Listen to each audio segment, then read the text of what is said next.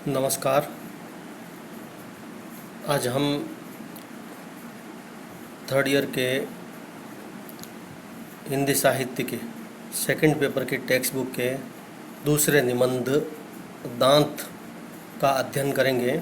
यह प्रताप नारायण मिश्र जी का निबंध है। प्रताप नारायण मिश्र जी के संबंध में आचार्य रामचंद्र शुक्ल ने लिखा है कि पंडित प्रताप नारायण मिश्र और बालकृष्ण भट्ट हिंदी गद्य साहित्य में इन्होंने वही काम किया है जो अंग्रेजी गद्य साहित्य में एडिशन और स्टिल ने किया था। आचार्य शुक्ल का यह कथन प्रताप नारायण मिश्र के महत्व को रेखांकित करता है कि किस तरह से भारतेंदु युग में प्रताप नारायण मिश्र ने इतनी निबंधों में और अपने कविताओं में जिस ढंग से उन्होंने ख्याति प्राप्त की थी वह अंग्रेजी साहित्य में एडिशन और स्टिल से कम नहीं है। भारतेंदु जी की तरह इन्होंने भी ज़्यादा आयु को प्राप्त नहीं किया। 38 वर्ष की उम्र में इनका निधन हो गया था, किंतु इस उम्र में भी इन्होंने कवि, निबंधकार, नाटककार, पत्रकार आदि के रूप में एक अविस्मरणीय कार्य किया था। इन्होंने ब्राह्मण पत्रिका का संपादन भी किया था और इनके मिश्र जी के जो निबंध हैं वो जो शारीरिक अंगों पर जो इनके निबंध हैं, जैसे हमारे पाठ्य पुस्तक में दांत पर निबंध है, ऐसे ही उन्होंने अन्य शारीरिक जो अवयव हैं उन पर निबंध लिखे हैं। मूंछ, पेट, भौं, इन सब पर बहुत रोचक ढंग से इन्होंने निबंध लिखे हैं।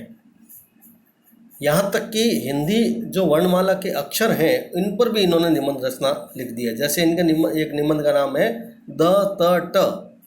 तो आश्चर्य है कि केवल इस पर निबंध लिखना अपने आप में एक इनकी जो विद्वता है वो उसका पता चलता है। इनके जो निबंध हैं वो हास्य व्यंग्य प्रधान शैली में विशेष रूप से लिखे गए हैं, किंतु उसमें जो संयमित गंभीरता है या गंभीर विषय वह भी हमें देखने को मिल जाते हैं। लेकिन इनके निबंधों की सबसे खास बात जो मुझे नज़र आती है वह है विश्वसनीयता। ये जो भी दृष्टांत, जो भी अपना मंतव्य व्यक्त करते हैं, जिसमें प्रचलित कहावतें या उक्तियाँ या संस्कृत, उर्दू, अरबी, फारसी, अंग्रेजी के शब्दों का प्रयोग, उन सब कारणों से इनके निबंधों में नाटकीयता, कल्पनाशीलता, स्वच्छता, एक हास्यप्रियता, व्यंग्यता, एक जो वक्रता निबंधों के अंदर अनिवार्य होती है, सुक्ति, उक्ति का या लोक की भावना का, वो सारे विषयों के साथ है ना अपने निबंध के माध्यम से पाठक को जोड़ देते हैं। यही इनके निबंध की सबसे महत्वपूर्ण विशेषताएं मानी जा सकती है। ये एक भारतेंदु युग के एक महान सेनापति के रूप में इनकी गिनती होती है। ये भारतेंदु जी को अपना गुरु मानते थे और एक पत्रकार के रूप में भी इनकी ख्याति उस समय फैली हुई थी। इनकी रचनाओं में जो विषय वस्तु है और जो भाषागत विशेषताएं वो बहुत ही काबिल तारीफ हैं। हास्य और गंभीरता से परिपूर्ण इनके अधिकांश निबंध हैं और यहाँ इनकी जो विशेषता इतनी अधिक जो इनकी साहित्य की विशेषताएं हैं, इस कारण से इनको दूसरा भारतेंदु भी कहा जाता है। प्रस्तुत जो पाठ्य पुस्तक में जो प्रस्तुत निबंध है दांत, वैसे दिखने में तो बहुत सामान्य बात है कि हमारे शरीर का जो एक अवयव है दांत, इस पर इन्होंने निबंध लिखा है, किंतु इस दांत के माध्यम से इन्होंने इतनी मौलिकता और रोचकता को प्रस्तुत किया है कि निबंध जब हम पढ़ेंगे तो लगेगा कि इतनी व्यंग्य दृष्टि और चुटीली भाषा भी केवल एक सामान्य विषय पर क्या लिखी जा सकती है। यह दांत निबंध इसका एक श्रेष्ठ उदाहरण है। दांत इस दो अक्षर के शब्द तथा इन थोड़ी सी छोटी छोटी हड्डियों में भी उस चतुर कारीगर ने वह कौशल दिखलाया जिसके मुंह में दांत है, जो पूरा पूरा वर्णन कर सके। मुख की सारी शोभा यावत भोज्य पदार्थों का स्वादु इन्हीं पर निर्भर है। कवियों ने अलग, भ्रू, बरूणी आदि की छवि लिखने में बहुत रीति से बाल की खाल निकाली, पर सच पूछिए तो इन्हीं की शोभा से सबकी शोभा है। लेखक ने स्पष्ट रूप से यहाँ पर संकेत किया है कि जो दो अक्षर का नाम से संबंधित जो ये हमारा निबंध है ना दांत, दिखने में तो ये दो अक्षर हैं, किंतु जब ये जो अपनी जो कौशलता जो इनकी है उसके कारण से ईश्वर ने, लेखक ने कहा है कि उस चतुर कारीगर ने अर्थात ईश्वर ने जो हमारे मुंह में ये जो दांत दिए हैं, ये हमारे मुख की सारी शोभा और हमारा यावत भोजन यानी जितने भी प्रकार के हमारे भोजन के पदार्थ हैं वह सब दांत पर निर्भर है। और अधिकांश कवियों ने जो नायिकाओं की जो केशों का, उनकी भ्रों का, उनकी बरूनियों का, इन सब का जो वर्णन किया है उसका महत्व दांतों के कारण ही है। जब दांतों के बिना पुपला सा मुंह निकल आता है तो चिबुक, ठोडी व नासिका एक में मिल जाती है। उस समय सारी सुगराई मिट्टी मिल जाती है। नैन बाण की तीक्ष्णता, भ्रू चाप की खिंचावट और अलग पनगी का विषय कुछ भी नहीं रहता। कवियों ने इसकी उपमा हीरा मोती मणिका से दी है, बहुत ठीक है, वरंच यह अवयव कथित वस्तुओं से भी अधिक मोल है। वह यह कि जिसमें पाक शास्त्र के 6 रस और काव्य शास्त्र के 9 रस का आधार है। खाने का मजा इसी से है। लेखक ने कहा है कि अगर दांत नहीं हो तो हम किसी भी भोजन के पदार्थ का, खाने का जो व्यंजन है, किसी पदार्थ का हम स्वाद ग्रहण ही नहीं कर पाएंगे। तो दांत क्या है? वह हमारे शारीरिक अवयवों में दिखने में लोग ज़्यादा इसका वर्णन नहीं किया गया साहित्य शास्त्र में या लोगों के द्वारा इसको नज़रअंदाज किया गया, लेकिन यह हमारे जीवन का एक बहुत बड़ा जो अंग है दांत, क्योंकि इसके माध्यम से ही हम समस्त पाक शास्त्रों के व्यंजनों का और काव्य शास्त्र के समस्त जो 9 रस हैं और पाक शास्त्र के 6 रस हैं, वह दांतों के माध्यम से ही हम उसका मज़ा ले सकते हैं। खाने का मज़ा भी हम इसे लेते हैं। और कवियों ने इसी कारण इसकी तुलना हीरा, मोती और माणिक्य आदि से की है। यह बात का अनुभव यदि आपको न हो तो किसी बूढ़े से पूछ लीजिए। सिवाय सतुआ को चाटने के, रोटी को दूध में दाल में भिगो के गले के नीचे उतार देने के दुनिया भर की चीज़ों के लिए तरस के रह जाता।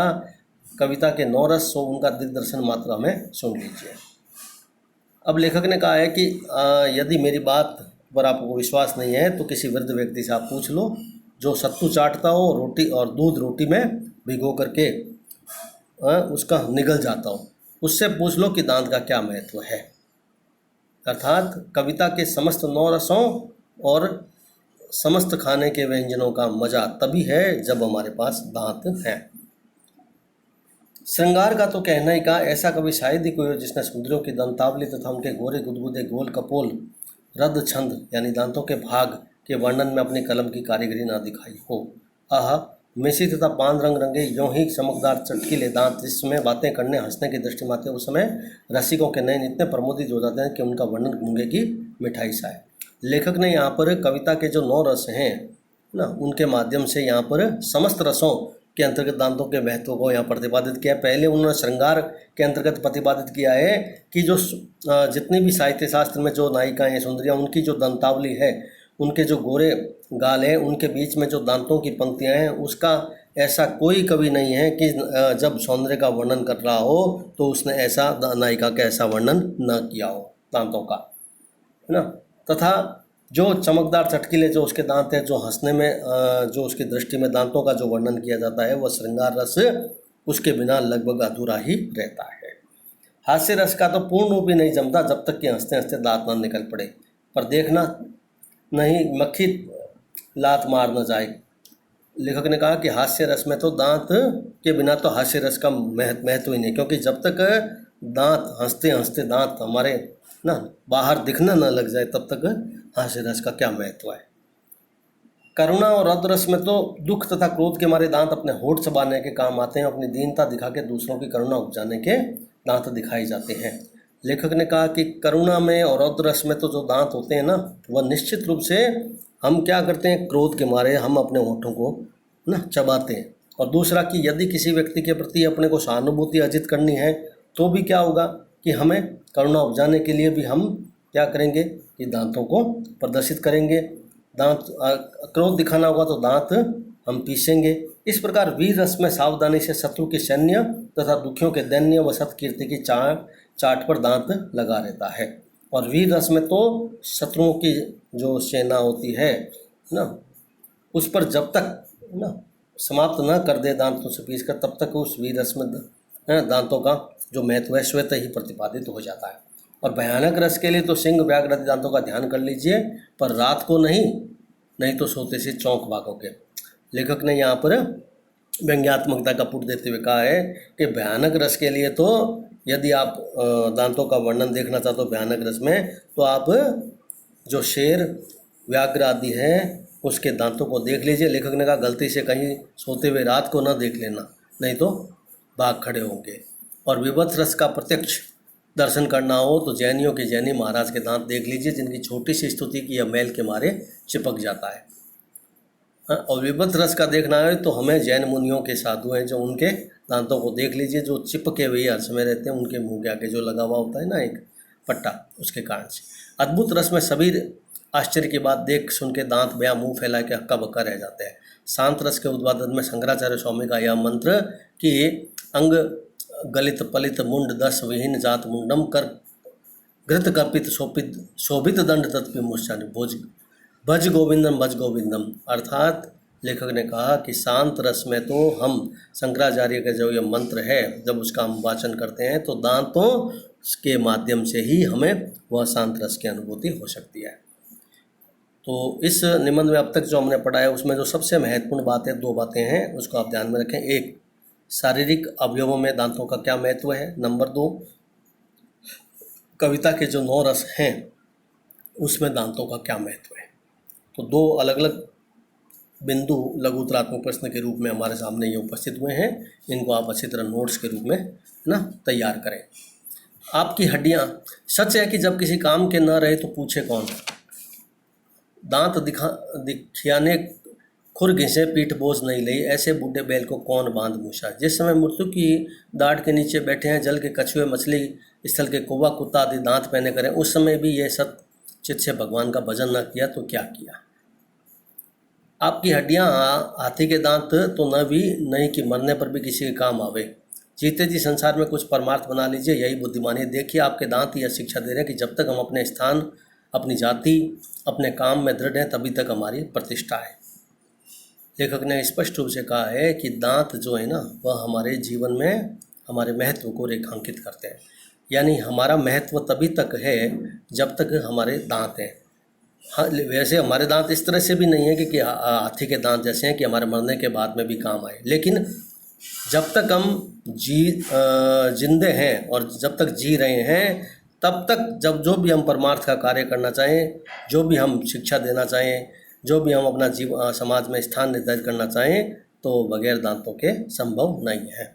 यहाँ तक कि बड़े बड़े कवि हमारी प्रशंसा करते हैं, बड़े बड़े सुंदर मुखार बिंदों पर हमारी मोहर छाप रहती है। यानी जितने भी बड़े बड़े कवि हैं जिन्होंने अपने श्रीमुख से जो वर्णन किया कविता का, उस पर भी दांतों के माध्यम से छाप दिखाई देती है। पर मुख से बाहर होते ही वह हम एक अपावन, घृणित और फेंकने योग्य हड्डी हो जाते हैं। लेकिन जैसे ही खराब है हो जाएं या जीते जी जैसे मान लीजिए हमारे दांत खराब हो जाए तो निश्चित रूप से वो क्या होते हैं, जैसे घृणित लगने लग जाते हैं, अपावन लगने जाते हैं, फेंकने योग्य हो जाते हैं। मुख में मानिक समदर्शन, बाहर निकसत हाड, है ना, बाहर निकलने पर वह केवल एक फेंकने योग्य हड्डी के रूप में लगते हैं।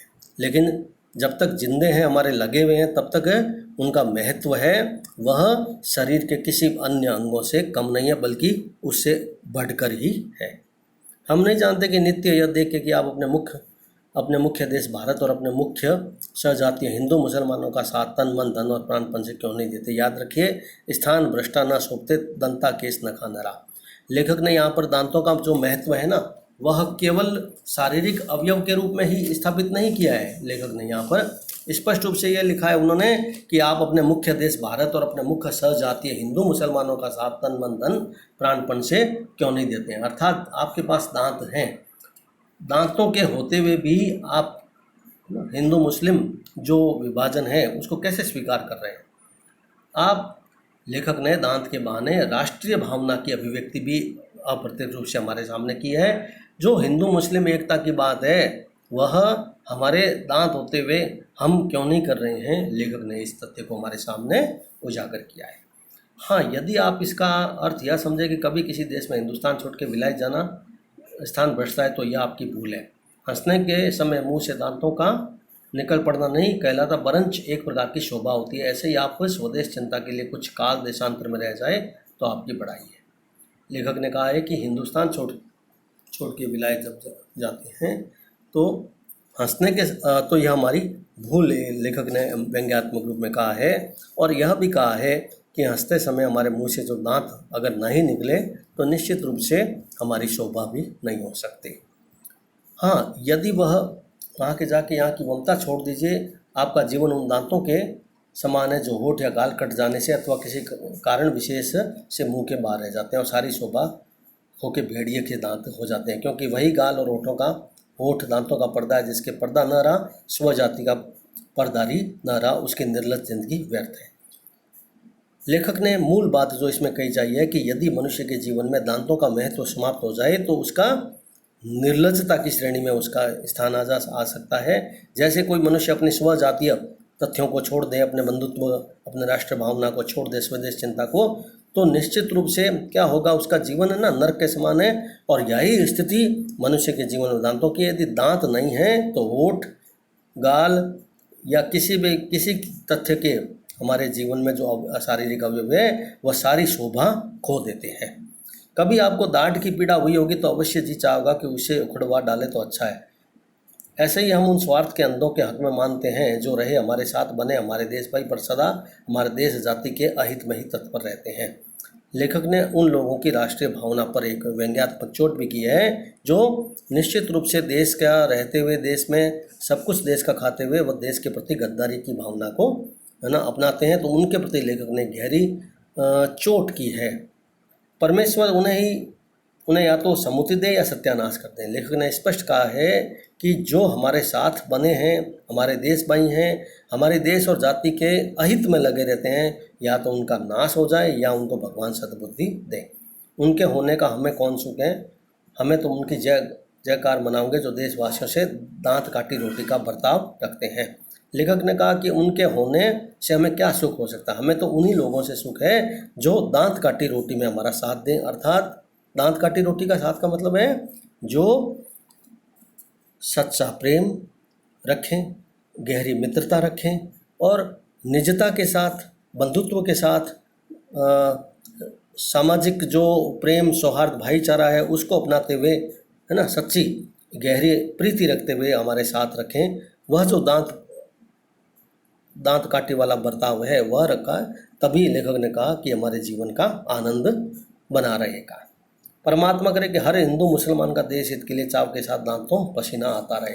लेखक ने यहाँ पर, मैंने पहले स्पष्ट कर दिया कि लेखक ने प्रत्यक्ष रूप से यहाँ पर दांत के बहाने हिंदू मुस्लिम जो राष्ट्रीय एकता है उसका भी विवेचन कर दिया है। और इसके बहाने से लेखक ने जो हमारी राष्ट्रीय एकता जो खंडित होती जा रही थी उस पर भी लेखक ने, है ना, उस पर अपनी राय व्यक्त करते हुए उससे संभलने और उसके लोगों के बहकावे में ना आकर देश के प्रति एकता की भावना को बनाए रखने की बात यहाँ पर लेखक दांतों के बहाने से कर रहा है।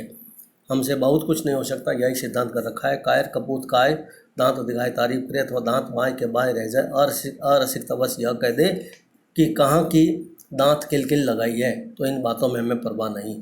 कोई व्यक्ति अरसिकतावश अर्थात नीरसता के कारण से यह कह दें कि यह कैसी आपने खिलखिली लगा रखी है ना, लेकिन यदि हम देश प्रेम के प्रति जुड़े हुए तो हमें इस बात की कोई परवाह नहीं है। हमारा दांत जिस ओर लगा है वह लगा रहेगा, औरों की दंत काट से हमें क्या। और व्यक्ति जो अपने दांतों को काट करके और हमारे प्रति जो व्यंग्यात्मक भावना व्यक्त करते हैं उससे हमारा कोई सरोकार नहीं है। यदि दांतों के संबंध का वर्णन किया जाए तो बड़े बड़े ग्रंथ रंग डाले और पूरा ना पड़े। आदिदेव श्री एकदंत गणेश जी को प्रणाम करके पुष्प दंताचार्य महिमन में जिसकी स्तुति की है उन शिव जी की महिमा, दंत वक्रत शिशुपाल आदि के सारक श्री कृष्ण की लीला ही गा चले तो कोटि जन्म पार न पावे। लेखक ने कहा है कि दांतों की जो महिमा है ना उसका शास्त्रों में भी बहुत बड़ा महत्व है, क्योंकि जो पुष्प दंताचार्य महिमन अर्थात शिव महिमा सारक जो है ना हमारा स्तोत्र आदि हैं उसमें भी दांतों की महिमा, गणेश जी का जो एक दांत है ना उसकी महिमा का वर्णन मिल जाता है। नालों में गिरी हुई कौड़ी को दांत से उठाने वाले मक्खी चूसों की हिजो किया चाहे तो भी लिखते लिखते थक जाए। हिजो का मतलब है यहाँ पर वर्णन करने को। लेखक ने कहा है कि नाली में गिरी हुई कौड़ी के दांत उठाने वाले जो मक्खी चूस है ना उनका वर्णन करते करते भी है ना लिखते लिखते हम थक जाए, इतना महत्व दांतों का। हाथी दांत से क्या क्या वस्तु बन सकती है? कला के पहियों में कितने दांत होते हैं? इसको पढ़ने से पहले मैं पूर्व के जो प्रसंग आए हैं उसमें जो महत्वपूर्ण पॉइंट बनते हैं उनका मैं उल्लेख कर दूं। दांतों के बहाने से लेखक ने जो शारीरिक अवयवों में दांतों का महत्व है, खाने के व्यंजन में और जो साहित्य शास्त्र के 9 रसों में, इसके अलावा दांतों का प्रत्यक्ष रूप से हमारी राष्ट्रीय जो भावना है उसको व्यक्त करने में भी हमारे दांत बहुत बड़े सहायक सिद्ध हो सकते हैं। हाथी दांत से क्या क्या वस्तु बन सकती है, कला के पहियों में कितने दांत होते हैं और क्या क्या काम देते हैं, गणित में कौड़ी कौड़ी के एक एक दांत का हिसाब कैसे लग जाता है, वैदिक और धर्मशास्त्र में दंत धावन की क्या विधि है, क्या फल है, क्या निषेध, क्या हानि, पद्धतिकारों ने दीर्घ दंता को चिन्ह मूर्खा आदि क्यों लिखा, किस किस जानवर के दांत किस किस प्रयोजन से किस किस रूप से गुण से विशिष्ट बनाए गए हैं। निबंध में लेखक की जो भाषा है वह बहुत ही है ना संस्कृत शब्दावली का प्रयोग है, उर्दू का है, अरबी का है। यहाँ पर संस्कृत निष्ठ जो शब्दावली है उसका प्रयोग अधिक इस में हुआ है। जो मैं 2 शब्दों को पहले स्पष्ट कर दूँ इस पैराग्राफ में। एक तो है दंत धावन। दंत धावन कहते हैं दांतों को साफ करने को, और दीर्घ दंता क्वचिन मूर्खा, अर्थात ना दीर्घ दंता बड़े दांत वाला जो होता है वह शायद ही मूर्ख होता है। ऐसा क्यों, इसका मतलब है दीर्घ दंता क्वचिन मूर्खा, बड़े दांत वाला शायद ही मूर्ख। लेखक ने यहाँ पर दांतों के महत्व को प्रतिपादित किया है कि हाथी दांत से क्या क्या वस्तुएं बन सकती है ना, कल्पना भी नहीं कर सकते हम, कितनी महंगी, कितना ना उसके लाखों में उसके दाम में बिकती है हाथी दांत की जो वस्तुएं होती है।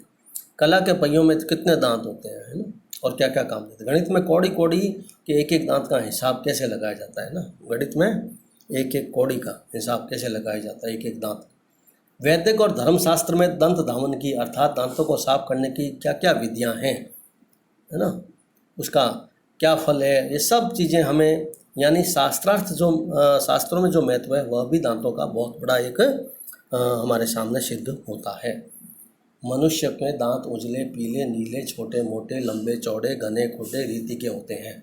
दांतों के प्रकारों का भी वर्णन कर दिया है कि मनुष्य के दांत कितने तरह के हो सकते हैं, जिनका विचार करने में बड़ा विस्तार चाहिए। बरंच यह भी कहना कठिन है कि यह बड़ी बड़ी विधाओं के बड़े बड़े विषय लोहे के चने हैं, अगर हर किसी के दांतों के फूटने के नहीं, तो इस पर भी अकेला आदमी क्या क्या लिखे। अतः हम इस दंत कथा को केवल इस उपदेश पर समाप्त करते हैं कि आज हमारे देश के दिन गिरे हुए हैं, अतः हमें योग्य हैं कि 32 दांतों के बीच जीभ रहती है वैसे रहें। बहुत अच्छी बात लेखक ने यहाँ पर की है राष्ट्र भावना के दृष्टिकोण से, और अपने देश की भलाई के लिए किसी आगे दांतों में तिनका दबाने तक में लज्जित न हो, तथा यह भी ध्यान रखें कि हर दुनियादारी की बातें विश्वास योग्य नहीं। हाथी के दांत खाने के और तथा दिखाने के और होते हैं।